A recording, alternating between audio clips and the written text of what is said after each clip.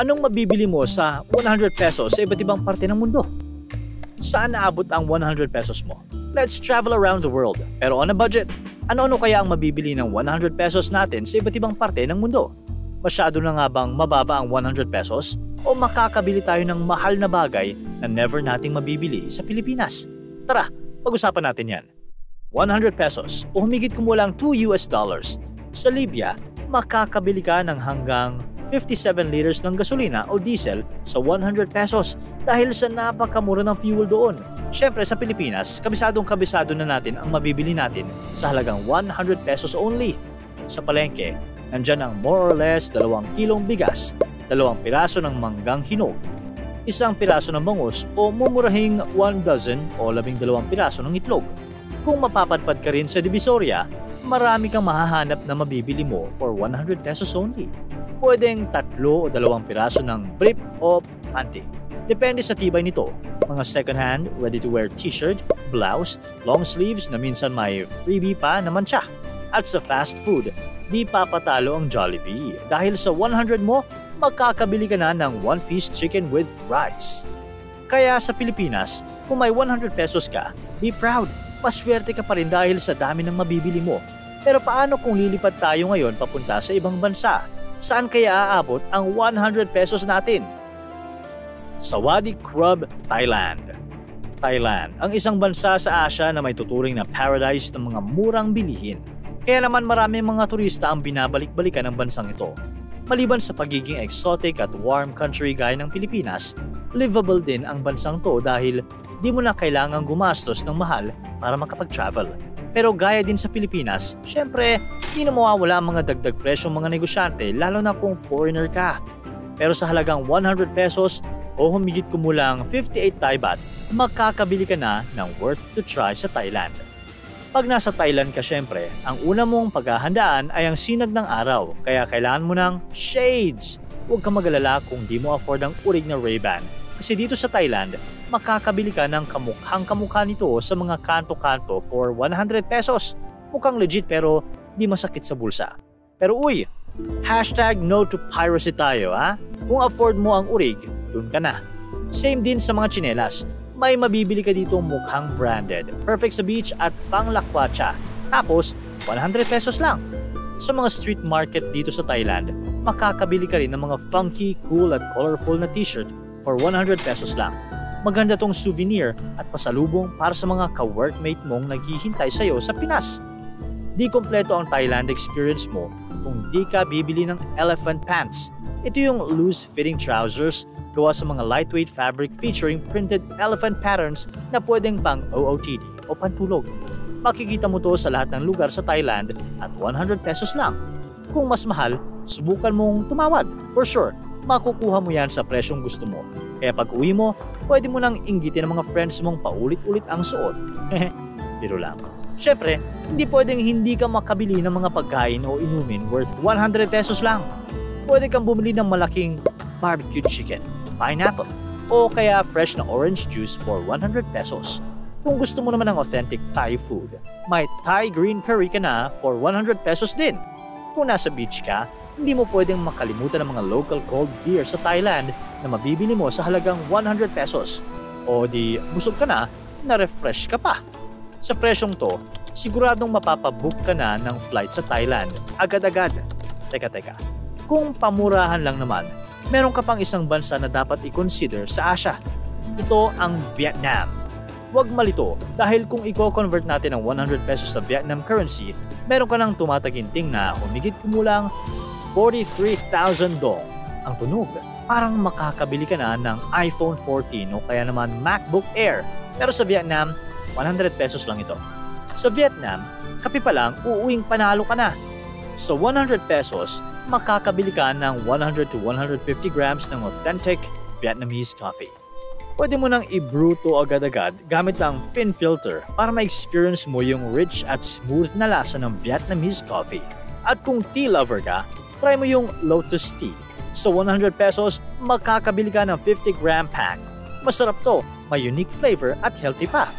At kung nagugutom ka, sa 100 pesos, makakabili ka ng 2 masarap na banh mi. Ito yung sikat na Vietnamese sandwich na may crispy bread, meat at fresh veggies. Busog ka na, natikman mo pa ang local cuisine nila sa presyong abot kaya. Sa 100 pesos din, makakabili ka na ng 1 kilo ng dragon fruit o 2 to 3 pieces ng mangosteen. Di rin makukumpleto ang Vietnam experience mo kung di ka magsusuot ng conical hat. Sa 100 pesos, makakabili ka na ng isa nito. Perfecto para sa OOTD mo sa rice fields o sa streets ng Hanoi. Siguradong matutuwa ang mga friends mo kung makikita kanilang mukhang turista. At kung gusto mong mag-uwi ng cute na souvenir para sa kanila, try mo yung Ao Dai keychain. Ito yung miniature version ng traditional Vietnamese dress. Sa 100 pesos, makakabili ka ng 2 to 3 pieces nito. Perfect na pang regalo o pang display sa bag mo kung wala ka pang labubo. At tatawagin mo rin itong anik-anik. Kung gusto mong maging praktikal, meron ring 2 to 3 sets ng bamboo chopsticks na pwede mong gamitin sa bahay o ipangregalo sa kaibigan mong halos masira na ang kidney sa kakakain ng instant noodles. Kaya eat moderately, ha? O diba? Sa Vietnam, ang dami mong choices na pwedeng mabili sa 100 pesos mo. Mapapasabi kang, "Uy, Vietnam!" Marami pang mabibiling worth 100 pesos sa Asia, tulad ng masarap na thali meal sa India, cute na one pair ng Korean socks sa South Korea, o ang pinagmamalaking kakaibang elephant pants sa Cambodia. Sa Japan, for 100, makakabili ka rin ng kawaii na stationary items o kaya naman budget meal na onigiri with drinks. Kaya ngayon, lumayo tayo ng kaunti at pumunta tayo sa USA. Ano kayang mabibili natin doon sa halagang 100 pesos o around $2 kung mukhang mas mamahalin ng mga tinda roon? Subukan natin! Sa mga murang grocery store sa US, sa 100 pesos mo, makakabili ka ng 1 lip liner, eyeliner, makeup remover, meron ding isang box ng cotton swabs, isang pack ng dental flosser, wet wipes, o 4 regular rolls ng paper towels. Wala lang kung gusto mo lang. Para sa mga mahilig magsulat, may ballpoint pen ka na o 5-count pack ng highlighter pens for 100 pesos.